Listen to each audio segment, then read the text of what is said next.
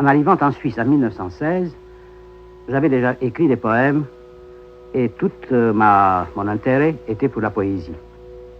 Évidemment, ce n'était pas une poésie telle qu'on l'entendait à l'époque, c'était évidemment une poésie moderne.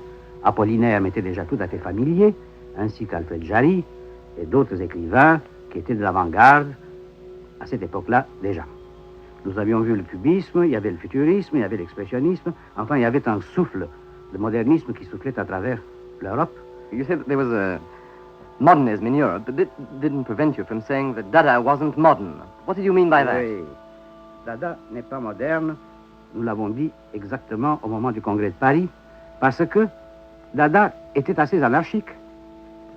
Et le modernisme, à l'époque, tendait à devenir un dogme, une sorte d'institution, si vous voulez.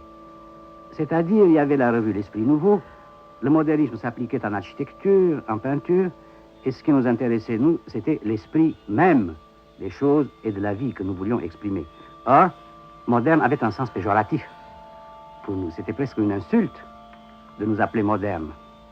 You were against conventions in general. Exactement, exactement. Contre toutes les conventions, contre toutes les théories et contre tous les dogmatismes. Yes, you've used the word dialectical there. I wonder if you could try and link up Dadaism with Marxism, with which you became associated later on. It seems somehow that there's a contradiction between both a Dadaist at one time and perhaps a Marxist at another. Oui, c'est exact, mais à l'époque, nous n'avions absolument aucune notion ni de marxisme, ni de politique. Ceci s'était fait beaucoup plus tard, et ce sont les surréalistes, surtout, qui ont voulu faire la connexion entre la littérature, l'art en général, et le marxisme et le freudisme. Mais du temps de Dada, ce sont des problèmes qui ne se posaient pas, et c'est pour cela, du reste, qu'on peut considérer le mouvement Dada en général comme une sorte de mouvement anarchique, où l'individu s'exprimait lui-même, mais sans vouloir arriver à une théorie générale. In yourself, how would you explain the transformation, the shifting from a very individualistic point of view to a more political one, more concrete one? Ceci est le fait surtout des surréalistes. Le surréalisme a commencé vers 1924 à Paris. Et évidemment, ce n'est pas moi qui étais un des agents les plus importants. Vous le savez très bien que c'est Breton qui a écrit les manifestes à l'époque. Mais il faut dire qu'à vers 1924, on a tendu vers une sorte d'objectivation, tandis que Dada était extrêmement subjectif encore.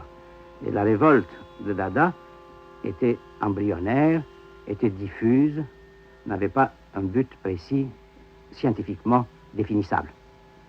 C'est évident que vers 1924, au moment de la guerre du Maroc, en France, les surréalistes ont pris position contre le nationalisme français de l'époque et peu à peu ont commencé à discuter de ces problèmes qui sont d'ordre social, qui sont le marxisme, etc.